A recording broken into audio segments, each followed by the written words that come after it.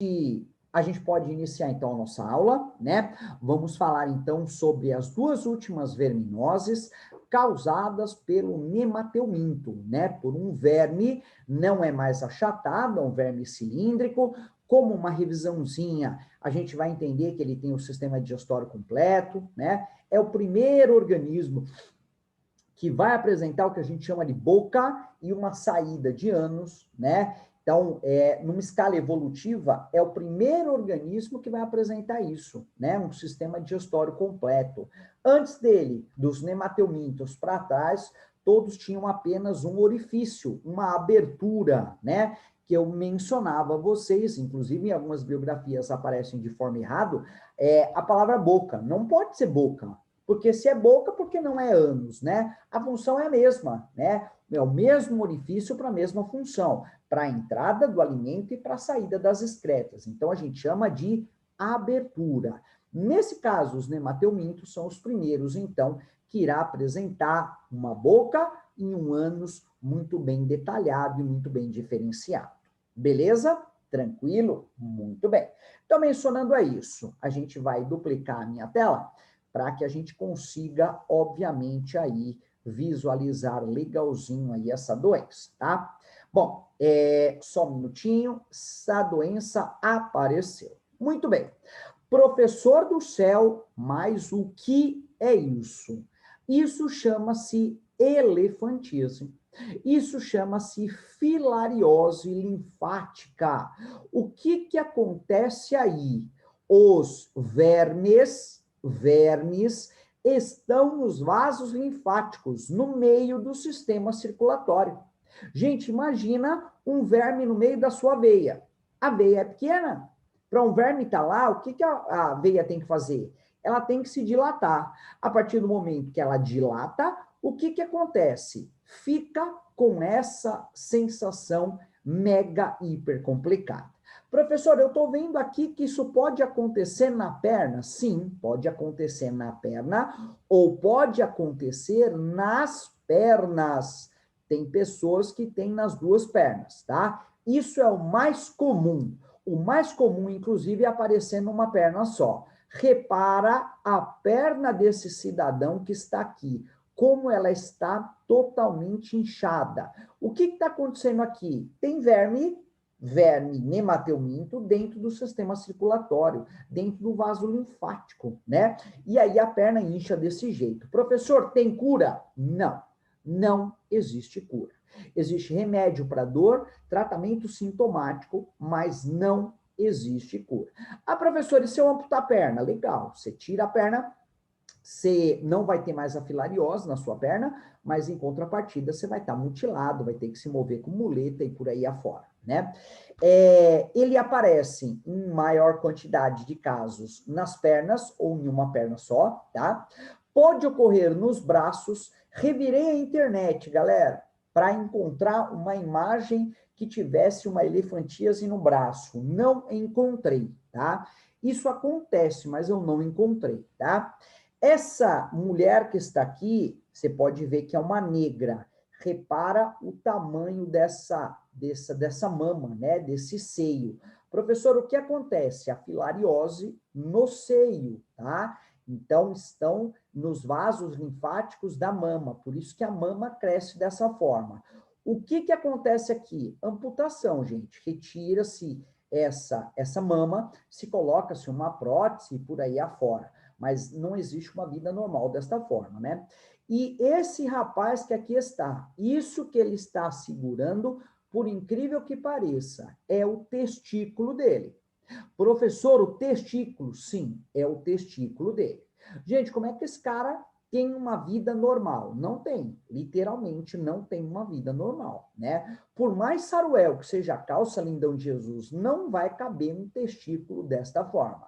Sem contar que ele é preso pelo corpo por um tecido muito fino, e se ele deixar esse testículo pendurado, pode se romper, vai dar uma dor infernal. Então, ele é obrigado a andar segurando o seu testículo na mão, né?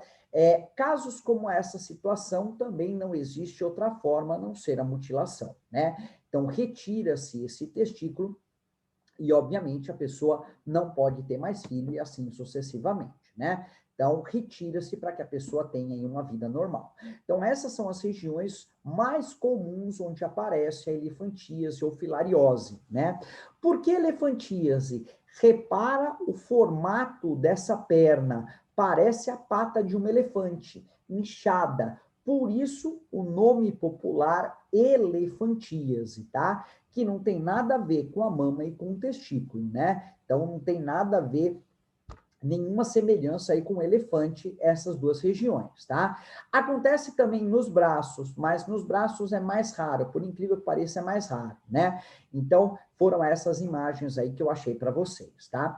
Como acontece essa doença? Presta atenção.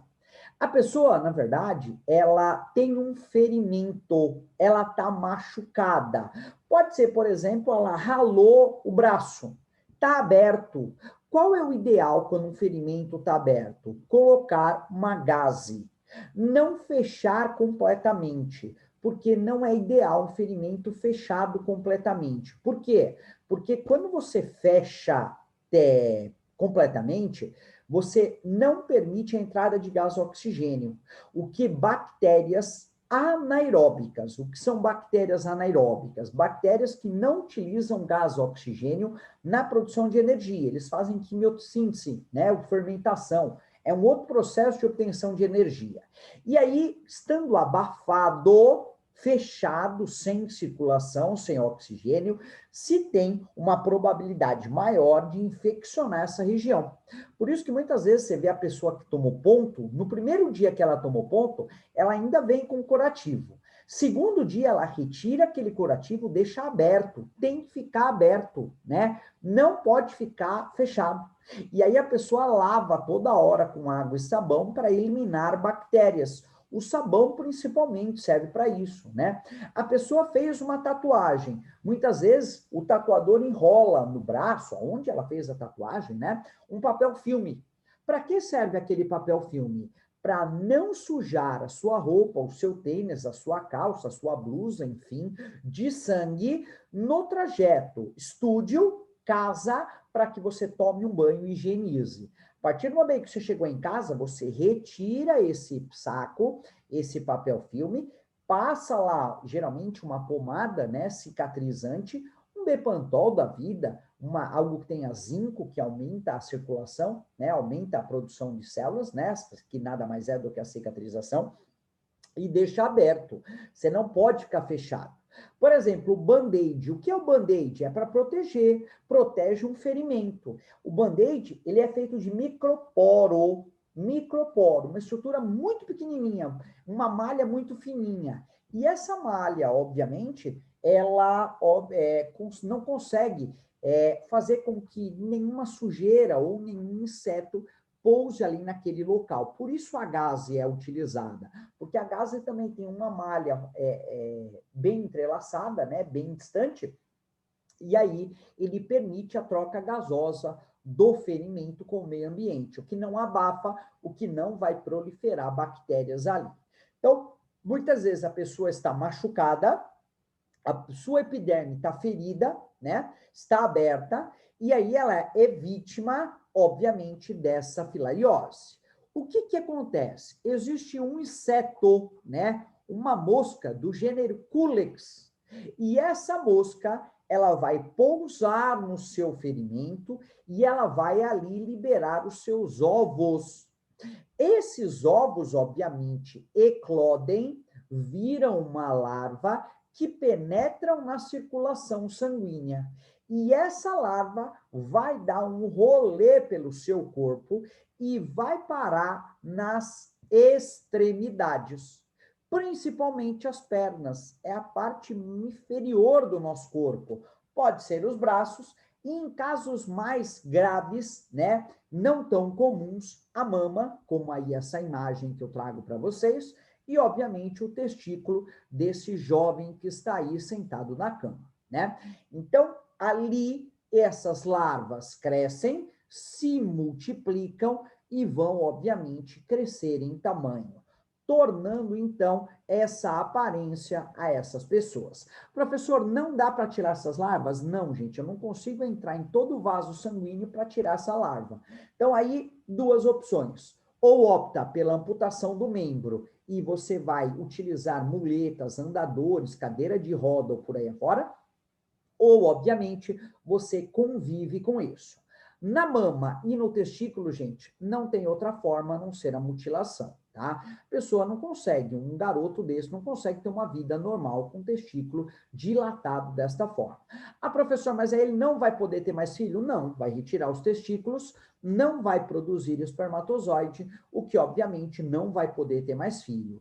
E outra coisa, não vai mais poder ter relação sexual, né? Então, se elimina os testículos, parte integrante aí desse sistema reprodutor, né?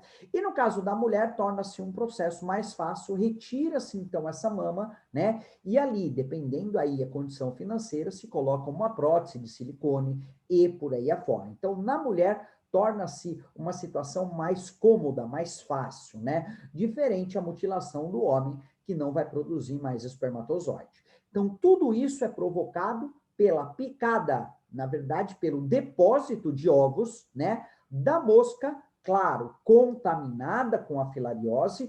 Olha o agente intermediário. A mosca não tem elefantíase, mas eu preciso dela para dar sequência à doença, tá? Vamos ver a parte teórica, então. Diz lá. É uma doença parasitária crônica, considerada uma das maiores causas mundiais de incapacidade permanente ou de longo prazo. Por que capacidade permanente? Como é que um homem vai conseguir trabalhar com uma perna dessa? Torna-se complicado. Então, geralmente se aposenta por invalidez, né?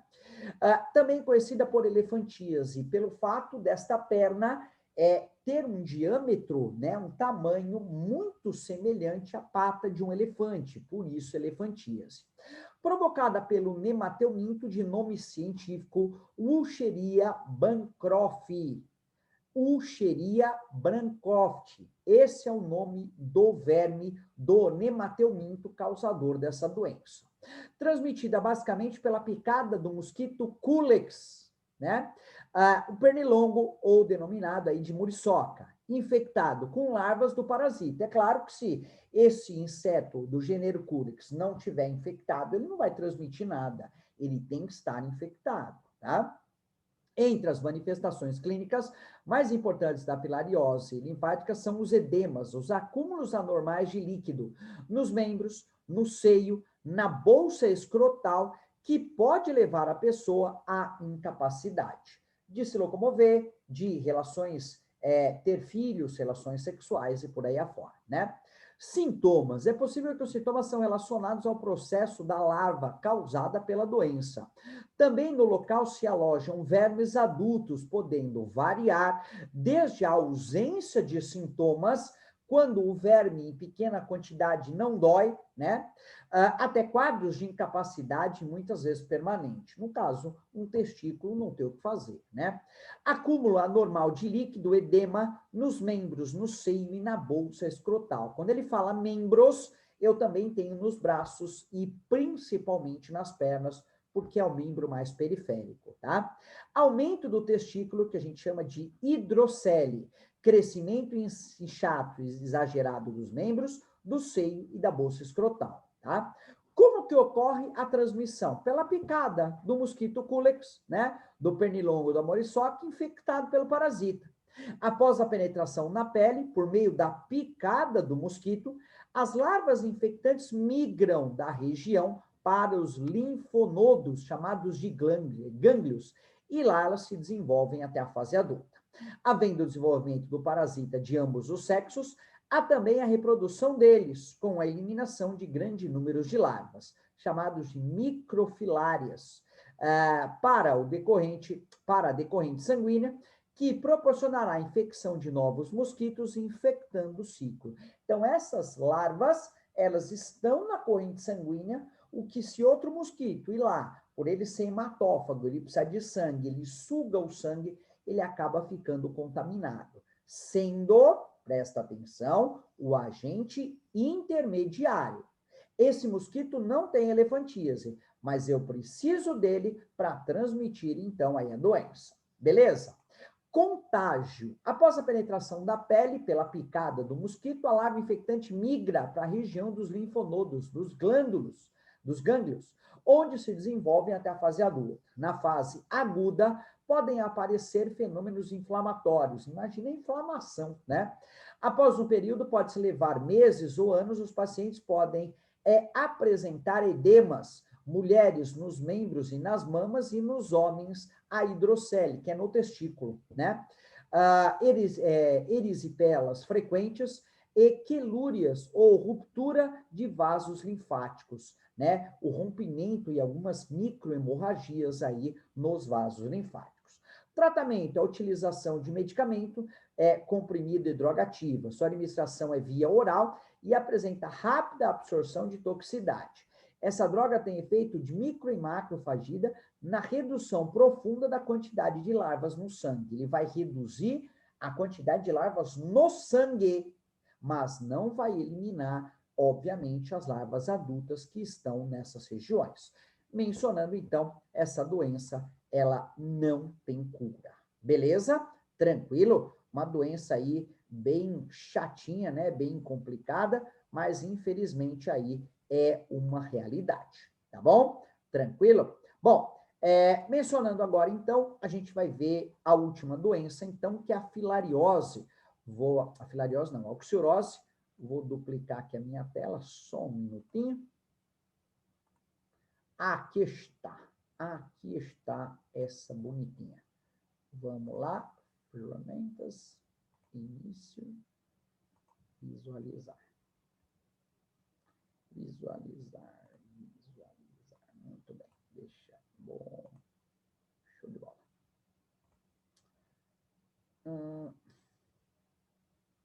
Ixi, Maria, abriu 50 mil coisas aqui. Calma aí que nós vamos chegar lá. Carne um cadito. Ok, já sei que não deu certo. Só um minutinho, meus amores. Vou abrir de novo. Calma aí. Calma que o sistema está, obviamente, no feriado ainda. Vamos lá. Agora acho que eu vou conseguir. Vindo aqui. Vamos lá, filho. Aê, show de bola. Visualizar. Modo de tela. Agora sim, tá vendo?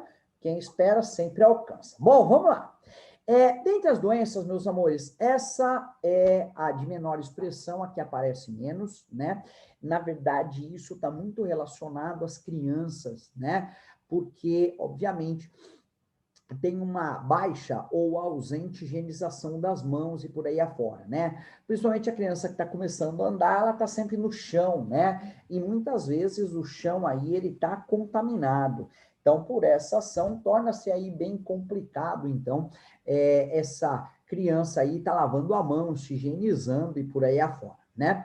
Então, o que que acontece? Na verdade, a criança, ela adquire a oxirose de objetos contaminados, né? Então, brinquedos, roupa de cama, utensílios domésticos, dentre outras coisas, né? Sem contar que esse verme, ele tem uma característica diferente de todos os outros. Esse verme, na verdade, o que acontece? Ele fica na região do intestino grosso. Todos os outros, ou com raras exceções, eles ficavam sempre no intestino delgado. A estossomose, o amarelão, a lombriga, né? Sempre no intestino delgado. Essa doença é a única que fica no intestino grosso. E esse verme, ele tem uma particularidade muito engraçada. Por quê? Porque ele sai do ânus e ele entra no ânus a toda hora. Então, ele sai e entra, ele sai e entra. O que provoca uma coceira. E a criança, obviamente, fica a maior parte do tempo coçando a região anal, o que chega a irritar, ficar com vermelhidão e deixar o ânus da criança, obviamente, avermelhado, irritado. Toda vez que esse verme ele sai, ele entra, ele deixa ovos ali na região anal. A criança coça, os ovos vêm para a mão da criança, ela põe na boca, né, se infecta, né, ela pega um brinquedo, infecta o brinquedo, infecta o roupa de cama, infecta roupa, dentre outras coisas. Então, a infecção, principalmente dessa região, é a falta de, obviamente, limpeza e higienização das mãos. Então, a pessoa vai lá, ela coça o ânus por essa ação, e inclusive as fêmeas também passam pelo ânus, né, para eliminar os ovos, né, o que a gente fala de uma fêmea suicida, e isso é uma verdade, né, após a cópula, o macho e a fêmea sai da região anal para liberar os ovos e ali proliferar, então, a sua doença, né. Então, essa é chamada aí de oxiurose, né, vamos ver o que ela nos menciona. É uma infecção intestinal causada por um verme, um nemateuminto, né? Denominada de enteróbios vermiculares. Esse é o nome científico deste nemateuminto. Normalmente, acontece em maior probabilidade às crianças pela falta de higienização, né? Promove coceira perianal na região do ânus, principalmente pelo ato do verme entrar e sair pelo ânus, né? O diagnóstico é feito pela inspeção visual do verme filariose na região perianal, na região do ânus. Então, você vai higienizar a criança, você tem um verme lá, com toda certeza é a fêmea que está ali liberando seus ovos, né? Ou pelo teste de cefaloma dos ovos, né? E uma forma também de ver é ver a região anal, aí a região do ânus aí irritada, né? Quais são as características? Então, uma infecção provocada por um nemateuminto, a gente já sabia, né? A maioria acontece com as crianças, adultos que cuidam das crianças ou membros da família que têm a criança infectada. Então, por exemplo, a criança está com oxiurose, ela coçou a região anal, ela tem ovos nas suas mãos, ela pega um brinquedo, um adulto pega o brinquedo, leva a mão na boca, já era, ela vai se infectar também. Então, a infecção, ela está na criança, mas ela pode ser transmitida aos adolescentes que cuidam dessa criança, obviamente, ali que estão próximos, né? A manifestação é resultado da transferência de ovos da região perianal, né? Obviamente, que está onde? Em vestimentas, em roupa de cama, mobília, tapete, brinquedos, assento de privada, né? Onde os ovos são apanhados pelo novo hospedeiro e levados à boca e deglutidos. Na verdade, você acabou de lavar a mão, mas a criança coçou o ânus, está contaminada, ela pegou um brinquedo, você pegou o brinquedo para guardar, não, e se higienizou novamente, levou a mão na boca, você já está infectada, né? Chupar o dedo polegar é um fato de risco, né? Principalmente a criança que fica aí, obviamente, chupando os dedos, né? Onde os ovos aí são levados aí para dentro do corpo, né? A reinfestação ou autoinfestação ocorre facilmente por meio da transferência desses ovos aí pela boca, levada aí aos dedos, né? A infecção também tem sido atribuída ao contato anal-oral entre adultos, ou seja, uma mulher está com oxiurose durante o ato sexual anal, né? Ela está no intestino grosso, né? O pênis do parceiro entra em contato com essas larvas e após uma higienização não bem feita, pode contaminar aí o homem também, né? A oxiurose lançada à maturidade, o trato intestinal, e ela se desenvolve aí de 2 a 6 semanas, a pessoa já está aí contaminada, né? O verme da fêmea migra da região anal para a região perianal, normalmente à noite, para depositar seus ovos, ou seja, a fêmea sai partes do seu corpo fora do ânus, onde ela elimina os seus ovos e ela entra para dentro, entra para dentro não, né? Ela entra, obviamente, entrar é para dentro mesmo, né? Ela entra para dentro do corpo novamente, né? Por isso, torna-se uma região irritada, onde coça, e aí a criança vai coçar essa região, se contaminando aí cada vez mais, né? Substância pegajosa e gelatinosa, ao qual os óvulos são depositados e o movimento dos vermes provocam prumido perianais. Prurido, o que é? Coceira da região anal. O verme entrando e saindo coça. A criança vai lá, põe a mão, já era, né? Os óvulos podem sobreviver em fórmites. O que é fórmites? É fora do corpo.